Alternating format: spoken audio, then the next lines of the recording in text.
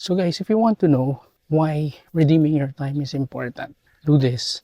Hey, bright morning, everyone. Yes, today I'm excited to share with you and talk about redeeming the time. So what does it mean to redeem the time? The Bible says in Ephesians chapter 5 verse 15 and 16, it says, "Be careful how you live. Live not as fools but as wise, redeeming the time." Why? In my previous videos, I talk about time, talent, and treasure. As a matter of fact, time is the most precious resource. It's a gift. When we were born, halos yun lang ang resource natin na binigay. So time. So sabi nga, time is gold. Time is precious. Redeem is a word meaning to buy back. Bakit kaya iba-buy back? Well, especially now, in the context of modern economy, wherein we exchange our time for money, especially in a capitalist society. Yun na ang naging norm. That's the new order. In effect, it's like we are slaves, di ba? Parang binibenta natin yung time natin sa employers, no? Actually, come to think of it, it's not entirely a bad thing, because meron din naman exchange na nangyayari doon, right? We need money to live, comfortably, to pursue our goals, our dreams, our ambitions, and to live in this world right now. Money is also important, no? But the thing is, we need to strike a balance. Now, going back, bakit redeem? Sabi, buy back naman. So, how do you buy back your time? Well, first, you can buy back your time by maximizing, making the most out of it. What do I mean by that? Well, you need to make sure na kung saan mo man pinagpapalit yung time mo, it creates more value. Come to think of it, that's your life, diba? Every minute of your life, you exchange it. So make sure na yung exchange is worth it. No? So, ibig sabihin lang in practical terms, sample, okay, you're an employee, working 8 to 5. Yeah, by all means, be diligent. Galingan mo talaga. Make sure na yung you're giving back more value to your employer. Second is, after your 8 to 5 job, you need to find ways on how to make use of yung free time mo na. That being said, yeah, you can use your time wisely. How? Sige, let's count the ways and type kayo sa chat box kung ano yung naiisip nyo dito. First, use your time to learn more things. It's exciting to, diba? Exciting ang buhay. And as free men, we can do or we can learn anything. Diba, basta, yun nga, it's something for our improvement ng buhay mo. Learn something new, learn a new skill. Because once you learn a new skill, then you can create value. Diba? Once you exchange your time to create value that you can sell to the marketplace, then you are now turning your time, diba, into capital.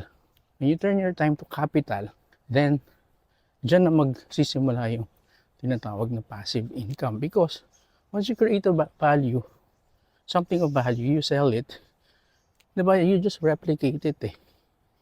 So, ikaw ngayon, while you're doing that, dapat unti-unti, napi-free up yung time mo. Kakaroon ka ng more time for yourself. More free time. No, you don't create more time kasi fix lang talaga yan. Binigay sa atin ni Lord, diba?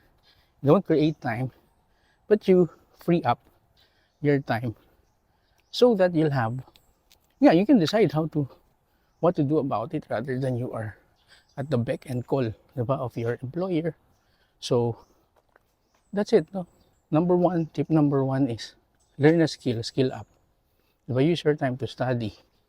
Ang dami ngayon, especially sa YouTube, anything you can learn. No? Basta marunong ka magbasa, marunong ka makinig, you have a growth mindset, you have an open mind, then you can learn as in anything ngayon. No? So you can decide on that. Create something of value.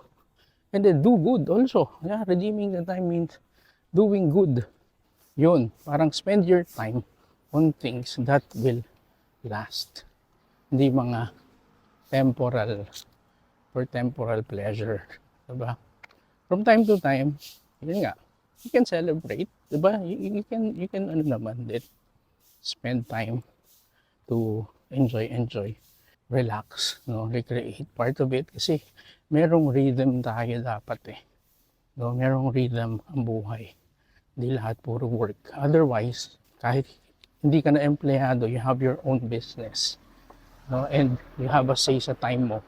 Pero yung time mo rin naman laging nasa trabaho. Sa harap ka ng computer, nandun pa sa cubicle, sa kwarto. No? Boring din, tsaka para ka rin slave ulit, right? So invisible lang yung boss. Could be money. Diba, gusto mo more. Hindi din maganda yun. Kaya nga, live as wise. No? Kasi marami din ganyan. Again, not judging them, but you see a lot of people na ganyan. They are slave to their possessions, money. No, not good also. Again, redeem the time. Second tip is, between choosing a work na gagawin mo, tanong mo yung sarili mo, can I delegate this? Diba? Can somebody do this better than me? No? Can I pay someone to do this thing for me? So what do I mean by that? Sample lang, pag grocery, diba? Pagpunta sa grocery, pagbili ng mga supplies. Okay, kung ikaw merong high-paying job, or meron ding not only high-paying job, but a business, diba? It will serve you well. I-delegate mo na lang yun. Meron kang staff. Diba? Hiring people also, that's buying back your time. Hiring people to do chores, nakatulong ka pa. Yung to do things na might as well mas mapipree up na yung time mo for more valuable things. That's another way of buying back your time. No? So, again, ang ganda ng concept ng buying back time. First, you sell time. Diba? Lahat yan. We are employees. Now, if you are wise, then unti-unti, mako-convert mo yon time na yon into money. Once meron ka na ngayong money, then you can now buy back. No? Ikaw naman yung mag-hire ngayon. No? So, you can buy back your time. No? So you can create more value pa. No?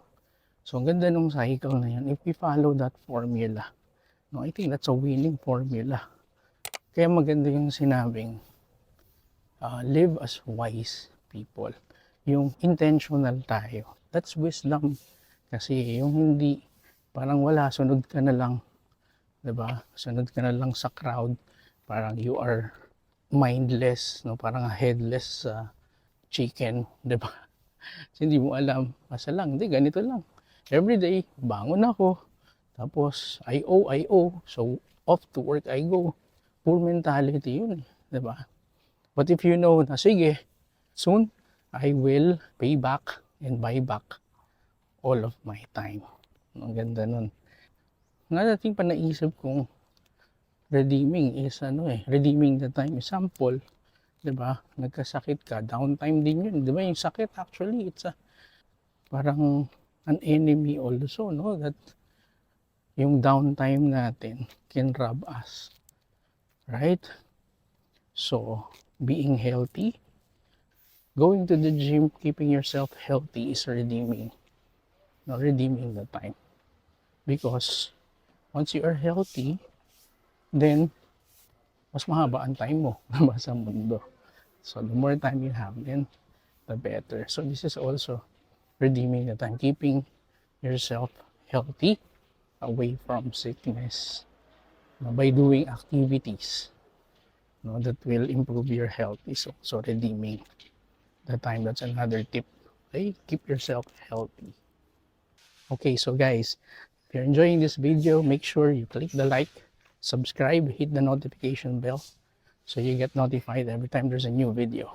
So guys, can you think of ways on how you can redeem your time? Make sure you interact and comment in our comments section. So at this point, let's talk about time wasters, time robbers, hindi lang waster. No, things that are wasting our time. No, so activities that waste our time. Number one, ngayon lalo na is social media, di ba? Mindless scrolling. Not all social media is bad, but let's talk about the mindless scrolling. No, sometimes kung hindi tayo intentional, hindi natin alam mamalayan, ubos na pala yung oras natin. Mindless social media, mindless scrolling. That's one. Second is binge watching, diba? Netflix. That's another time waster. Sabi nga, Netflix, ang cost daw niya, it's not 500 pesos a month, but it cost you precious time. Again, unless you are intentional na gusto mo lang mag-relax, strike a balance, then it can be detrimental to you. No, yung mga modern amenities na yan. Can you think of another one na kaubos din ng oras? Procrastination, di ba? In general, that term, putting off things that you can do na, overthinking, overanalyzing, no, that's also a time waster. Mga bagay na yan can be a time waster too. Going to the grocery, tambay-tambay pogi dito, that's another time waster also. Yeah, just be mindful, be conscious.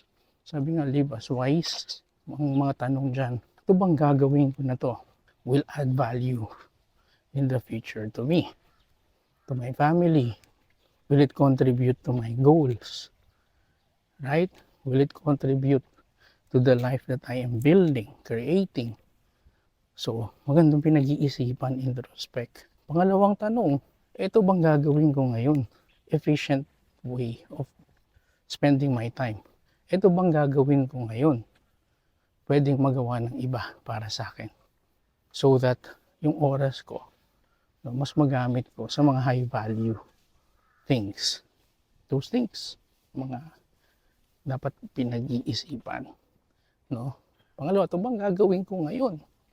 Mag-a-add ng skill sa akin. Right? Will I learn a new thing that can be fruitful, productive? Matututo ba ako? Ito bang gagawin ko ngayon? Am I creating something of value?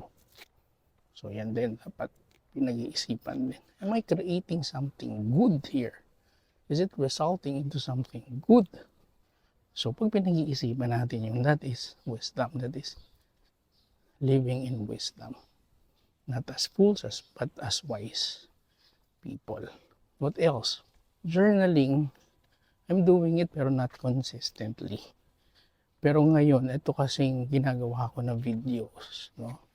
My intention is, again, to impart things, thoughts. No? In a way, this is also journaling. When you do journaling, that's introspecting also. Right? So you evaluate your day. Ano yung mga natutunan mo? Ano yung mga failures mo rin? No, because you can learn more from your failures, no, than your successes. Celebrate mo yung success, yes, but failures, introspect ka. So guys, if you want to know why redeeming your time is important, do this. No? I came across what we call a concept called life in weeks. Gagawin mo para malaman mo na time is precious is i-plot mo how much time you have left. Sabi kasi in the Bible, we are given 70 or 80 years if we are strong. Okay, so life in weeks. No, sabi natin, horizontally, you put week 1 up to week 48. That's 1 year. Tapos, vertically, year 1 up to kung ilang taon ka na ngayon. Susulat mo rin yun. No? And then, i-block mo siya. I'll show you a sample, no, in this video. So, i-block mo siya. So, naka-block na lahat yun. Yung kung ilang taon ka na ngayon, yung current. So, yung white spaces na matitira, that will be your remaining life in weeks, assuming you will live 70 or 80 years old. So, makikita mo how much time you still have. With that, mas makikita mo visually how much time you have left. So you will value, each week remaining in your life. So you will see how much time have you wasted. Hindi naman lahat waste, but how much time you have left. And dun sa natitira, dun ka na lang may pwedeng gawin. That's where you apply this concept. Redeeming the time, making sure that the weeks remaining in your life will be worthwhile. Na you can live your best life, yung optimal na gusto mong gawin sa buhay mo if you apply this concept of redeeming the time. So you can download that Life in Weeks. I'll put a link in the description. Download that. It's an Excel. Tapos lagay mo sa work area mo. So let's conclude this video, this sharing today. Again, the message is to redeem your time. Make the most out of your time to live as wise men. I hope you have learned from this sharing today.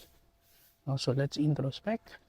Think of ways on how we can make the most value out of the limited time that we have. So that's it, guys. Again, if you enjoyed this video, click the like, comment, and subscribe. And with that, I'd like to thank you for joining me in this morning walk. See you around. Godspeed.